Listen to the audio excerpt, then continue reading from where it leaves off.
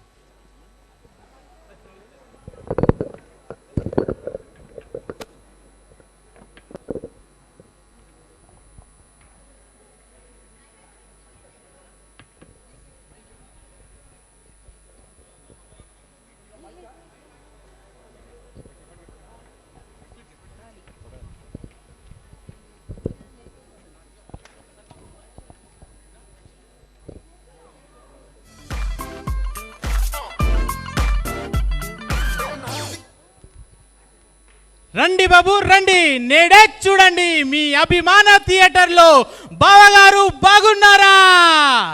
చిరంజీవి గారితో bungee jump చేయించి Telugu cinema ప్రేక్షకులకు సరికొత్త ట్రెండ్ను అందించిన జయంతి ఫరాంజీ గారి దర్శకత్వంలో బావగారు బాగున్నారా?